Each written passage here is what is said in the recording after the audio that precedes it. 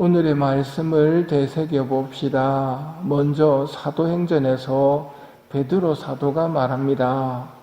나는 이제 참으로 깨달았습니다. 하느님께서는 사람을 차별하지 않으시고 어떤 민족이건 당신을 경외하며 의로운 일을 하는 사람은 다 받아주십니다. 예수님은 이런 아버지의 모습을 보여주셨습니다. 사람을 차별하지 않는 모습입니다. 그러자 당신네 스승은 어째서 세리와 죄인들과 함께 음식을 먹는 것이요 하고 따지는 일이 생깁니다. 유다인들은 다른 민족과의 관계를 하지 않았습니다. 예수님께서 승천하시고 우리 교회에도 유다의 전통대로 이방인을 멀리해야 한다는 사람들이 생겨납니다. 이방인들을 어떻게 대할 것인가? 예수님의 자리를 이어받은 베드로 사도의 고민에 하느님께서 보내신 답변이 성령 강림이었습니다. 베드로 사도가 이방인들에게 말씀을 전하는데 성령께서 이방인들에게 임하셨습니다. 베드로 사도가 말합니다. 우리처럼 성령을 받은 이 사람들에게 물로 세례를 주는 것을 누가 막을 수 있겠습니까? 하느님께서 세례를 주시는데 내가 어떻게 세례를 안 줄 수 있겠습니까? 사람은 하느님을 닮은 존재로 영혼을 가진 영원한 존재입니다. 다른 동물과는 다릅니다. 그런 사람을 기능적인 가치만으로 평가하는 것이 유물론입니다. 교회는 유물론을 받아들인 공산주의에 반대합니다. 죄인이라도 그 목숨의 주인은 하느님이시기에 인간이 그것을 빼앗아서는 안 됩니다. 오늘은 생명주일입니다. 하느님께서 당신을 닮은 영혼을 인간에게 주셨기에 인간은 그 자체로 소중합니다. 이 가치를 무시하는 사형제도나 낙태 등의 죽음의 문화를 물리치고 인간의 참된 가치를 수호해야 합니다. 생명의 주인님은 하느님이시라는 것을 잊어서는 안 되겠습니다. 오늘 복음 말씀은 예수님의 말씀을 여러 번 읽으며 되새기면 좋은 말씀입니다. 아버지께서 나를 사랑하신 것처럼 나도 너희를 사랑하였다. 너희는 내 사랑 안에 머물러라. 내가 내 아버지의 계명을 지켜 그분의 사랑 안에 머무르는 것처럼 너희도 내 계명을 지키면 내 사랑 안에 머무를 것이다. 내가 너희에게 이 말을 한 이유는 내 기쁨이 너희 안에 있고 또 너희 기쁨이 충만하게 하려는 것이다. 이것이 나의 계명이다. 내가 너희를 사랑한 것처럼 너희도 서로 사랑하여라. 내가 너희에게 명령하는 것은 이것이다. 서로 사랑하여라. 예수님께서 명령을 내리십니다. 지키라고 명령하신 게 계명입니다. 오늘 예수님께서 명령을 내리십니다.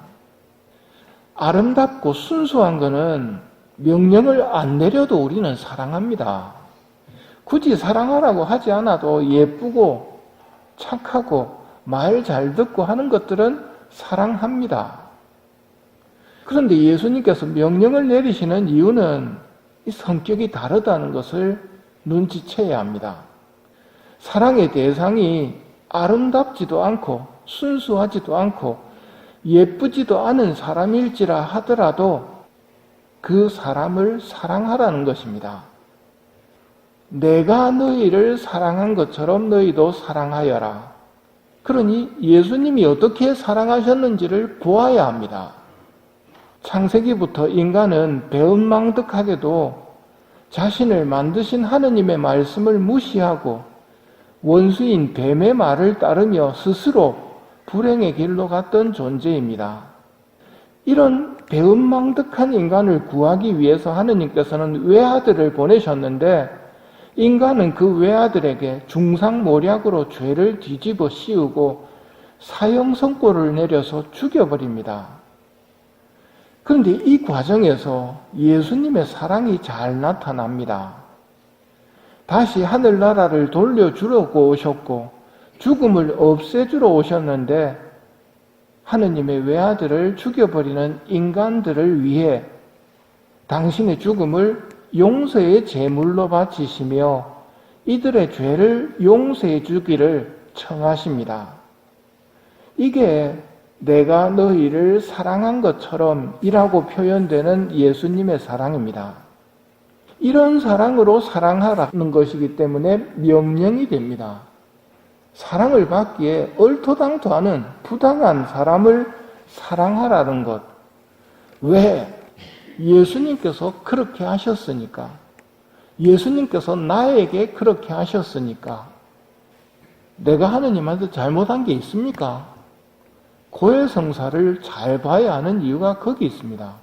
내가 얼마나 많은 용서를 받고 지냈는지, 내가 얼마나 하느님의 말씀을 무시하고 살았는지 고해성사를 잘 준비한 사람은 압니다. 내가 받은 용서를 기억한다면 다른 죄인들도 용서해 줘야 합니다. 그런데 그들을 단죄하거나 뒷담화하거나 미워하는 것, 그들에게는 그렇게 대하면서 내 죄는 용서해달라고 하는 것은 하느님한테는 안 통합니다. 저희에게 잘못한 일을 저희가 용서하오니 저희 죄를 용서하시고, 용서받았다면 용서해줘야 됩니다. 용서했다면 용서받을 수 있습니다. 용서하지 않는다면 나도 용서받을 수 없습니다. 그러니 하느님께서는 우리에게 용서하라고 명령을 하십니다. 나를 하늘나라로 들여보내주시기 위해서입니다. 사랑의 성가는 하느님께서 바라시는 사랑이 어떤 사랑인지 설명해 줍니다. 사랑은 성을 내지 않고 사랑은 앙심을 품지 않습니다. 사랑은 모든 것을 덮어주고 모든 것을 믿으며 모든 것을 바라고 모든 것을 견디어냅니다. 예수님께서는 우리에게 이런 사랑을 하라고 명령하십니다. 이렇게 사랑할 때 나도 용서받을 수 있고 하늘나라를 우리 모두가 차지할 수 있습니다. 하느님께서 우리에게 어떻게 하셨는지를 잘 생각해보고 우리도 서로 그렇게 하라는 것이 예수님의 명령입니다. 이런 사랑은 우리 능력이나 우리 사랑의 힘으로 되는 것이 아닙니다. 이런 사랑은 하느님에게서 오는 것이기 때문입니다. 미사를 봉헌하며 이런 하느님의 사랑을 청하도록 합시다.